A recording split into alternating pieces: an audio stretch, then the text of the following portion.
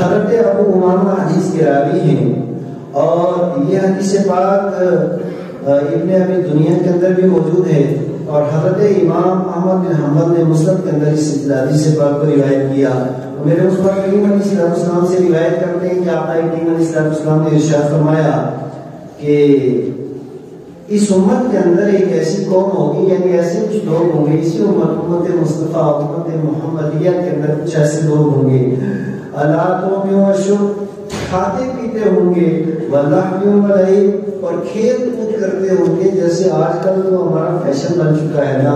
آج ہم نے شادیوں کو کھیل کود کا ذریعہ بنایا ہے، اپنی تقریبات کو کھیل کود کا ذریعہ بنایا ہے۔ اسی طریقے سے ہمارا کوئی تہوار آ جائے تو وہاں بھی ہمارا جو مشن ہوتا ہے خدا کی یاد، وہ تو سامنے حیثیت رکھتی ہے، کھیل کود عام ہو گیا ہے ہر محفل کے اندر، ہر تقریب کے اندر، ہر مجلس کے اندر، ہر جگہ پہ یہاں کھیل کود، نئی شراب کباب اور یہ ساری باتیں اور یہ ساری مجلسیں آقا کریم اسلام نے ارشاد فرمایا کہ اسی طرح کی مجلس میری امت کے کچھ لوگوں کے درمیان قائم ہوں گی، اور لوگ بالکل مستی میں ہوں گے، کھاتے ہوں گے، پیتے ہوں گے، مستیاں کرتے ہوں گے، لہو لعب کے اندر ہوں گے، خدا کو بھولے بیٹھے ہوں گے۔ اتنے میں فیوز پہ ہو، رات گزر جائے گی، صبح آ جائے گی، لیکن صبح جب آئے گی تو اپنے ساتھ وہ خدا کا عذاب لے کر کے آئے گی۔ جب صبح آئے گی تو خدا کی پکڑ، اللہ تعالیٰ کی پکڑ اتنی شدید ہوگی، آقا کریم فرماتے ہیں قد مصروا قرادۃ و خنازیر، ان کی شکلیں بدل دی جائیں گی، اور کوئی بندر ہوگا اور کوئی خنزیر ہوگا۔ یعنی لوگ تو مستی کے اندر ہوں گے، لیکن یہ مستی دیر پا نہیں ہوگی، یہ انسانی شکل و صورت ختم ہو جائے گی، یہ اس کو جواب تباہ و برباد ہو جائے گا، اور انسان اس وقت جا کر، اور وہ بھی کون سا جانور جس کو اچھی نیت سے دیکھ کر نہیں جاتا، جس کا نام اردو زبان میں لیا جائے، ہمارے یہاں لوگ کہتے ہیں کہ 40 دن تک زبان گندی ہو جاتی ہے، یعنی اس شکل و صورت کے اندر انسان کو بدل دیا جائے گا۔ یہ جو لہو لعب اور خدا فراموشی، خدا کو بھول کر کے دنیاوی مستیوں کے اندر جو لوگ غرق ہو جائیں گے، پھنس جائیں گے، دھس جائیں گے، یہ حال ان کا ہوگا۔ اور پھر میں مصطفیٰ کریم علیہ السلام نے ارشاد فرمایا کہ وہ لوگ جب صبح کریں گے خسف و قذف، اور ان کا حال یہ ہوگا کہ اللہ تبارک و تعالیٰ ان پہ ڈالے گا کیا؟ خسف اور قذف۔ یہ خسف کیا چیز ہے اور قذف کیا چیز ہے؟ خسف کا مطلب ہوتا ہے کہ وہ زمین کے اندر دھس جائیں گے۔ آپ اندازہ کریں کہ ایک انسان کی روح نہ نکلی ہو، ایک زندہ انسان اگر زمین کے اندر گاڑ دیا جائے، زمین کے اندر اسے گاڑ دیا جائے اور زمین کے اندر اسے دھسا دیا جائے، اس کی چیخ و پکار، اس کی آواز اور اس کی حسرت کا کیا عالم ہوگا، اور کتنی شدت کی تکلیف اس شخص کو ہوگی، یہ تو اس سے پوچھئے نا۔ جب کہیں زلزلہ آ جاتا ہے یا اس کے علاوہ کوئی مکان گر جاتا ہے کسی بنیاد پہ اور کوئی زندہ آدمی بیچ میں دب جاتا ہے، یہ تو پھر اس کے دل سے پوچھیے، جب اس کی ہڈیاں چور چور ہوں گی، جب اس کے اوپر عذاب ہوگا، جب اس کے اوپر تکلیف ہوگی، تو اس کی شدت کا اندازہ صرف محسوس کیا جاتا ہے، الفاظ کا جامع اس سے نہیں پھیلایا جا سکتا کہ اس قدر۔ اللہ کے پیارے محبوب نے فرمایا کہ ایک تو یہ ہوگا کہ ان لوگوں کو زمین کے اندر دھسا دیا جائے گا، اور دوسرا یہ ہوگا کہ ان کی صورتیں بدل دی جائیں گی،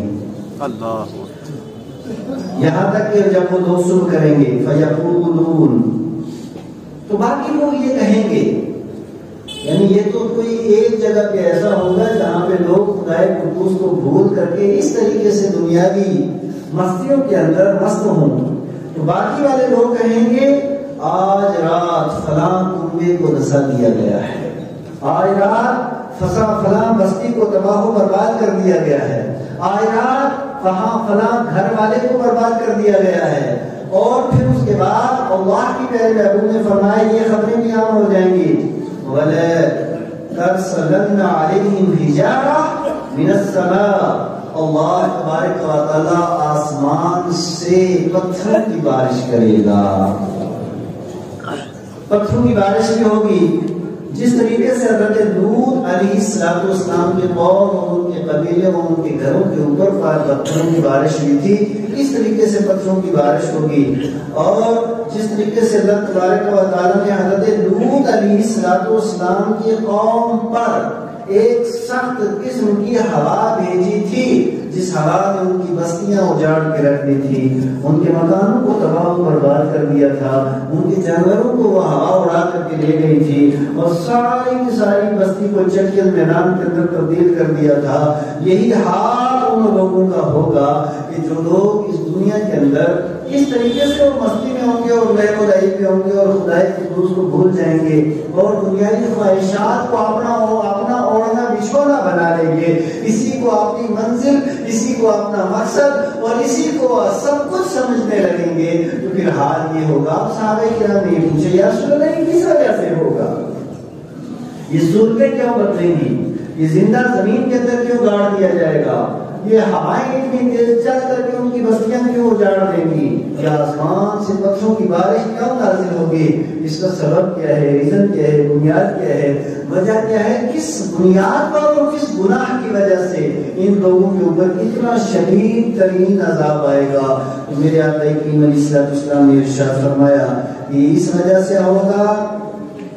नंबर 1, बिशुरबिहिमुल खमरा, वो लोग शराब पिएंगे। पहली बात क्या है? क्या होगा?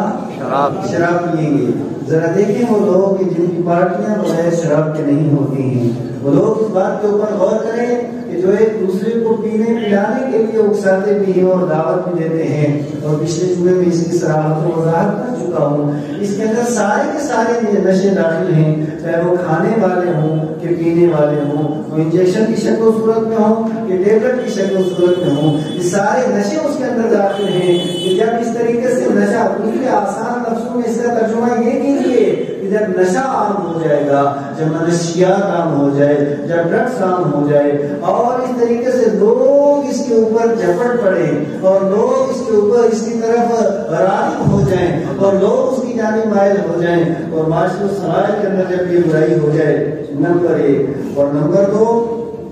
वलब्सिहिमुल हरीर। और दूसरी चीज ये है कि वो जो मर्द हैं वो रेशम पहनना शुरू कर दें। रेशम मर्द के लिए हराम है, सोना मर्द के लिए हराम है, सोना जो पहना जाता है सोना, तो सोना और इसी तरीके से रेशम, जब रेशम पहनना शुरू कर दें तो साफ ज़ाहिर है कि फिर तफाखुर भी होगा। ये रेशम मर्द के लिए जायज नहीं। हाँ, औरत रेशम पहन सकती है, लेकिन मर्द जब रेशम पहनना शुरू कर दें और उसके बाद शराब आम हो जाए। और तीसरी चीज, और इसी तरीके से गाने वालियों की बड़ी शोहरत हो जाए, गाना हर तरफ आम हो जाए, गाने वालों की लोग इज्जत करें। ये जो आम तौर पे गाना गाए जाते हैं और सॉन्ग और ना जाने क्या क्या, लोग उसको बड़ी रिस्पेक्ट देते हैं। ये जिस वक्त माशरे और समाज के अंदर आम हो जाए तो समझ लेना कि अज़ाब इलाही बड़ा करीब है,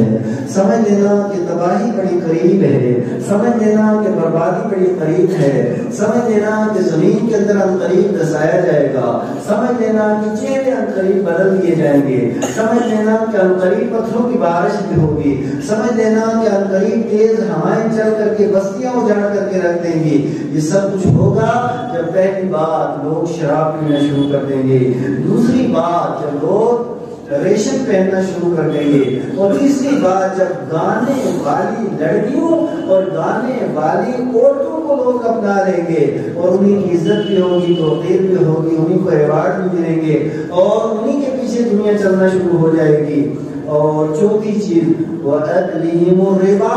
अल्लाह के प्यारे पैगंबर इस्लाम ने इरशाद फरमाया। और चौथी चीज है लोग सूद खाना शुरू कर देंगे। सूद, अल्लाह के प्यारे पैगंबर ने इरशाद फरमाया और जान तिरमिज़ी के अंदर ये हदीस मौजूद है कि सूद का जो एक दिरहम खाएगा, एक दिरहम तकरीबन 20 रुपए का होता है तो उसके आसपास, तो एक दिरहम जो सूद का खाएगा, अल्लाह के प्यारे पैगंबर फरमाते हैं उसके सबसे कम गुनाह ये है कि अपनी हकीकी माँ के साथ 37 मरतबा जिना करना। अल्लाह अकबर। और सूद ये कबीरा गुनाह है। और अल्लाह के प्यारे पैगंबर ने इरशाद फरमाया जब ये मुआशरे और समाज के अंदर जब ये बुराई आम हो जाए। और पांचवी चीज, वक़दियतिहिमुर रहम, لوگ جب اپنے رشتوں کو کاٹ دیں گے، لوگ ماں کی قدر نہیں کریں گے، لوگ باپ کی عزت نہ کریں گے، لوگ اپنے بھائی سے رشتہ کاٹ دیں گے اور رس جائیں گے، لوگ اپنے بھتیجا چاچے کا چاچا بھتیجے کا خیال نہ رکھے، ماموں بھانجے کا بھانجا ماموں کا خیال نہ رکھے، اور بہن کا بھائی کا خیال نہ رکھے۔ یعنی رشتے جو ہیں، جس کو عام محاورے اور عام زبان میں کہا جاتا ہے کہ خون سفید ہو جائے،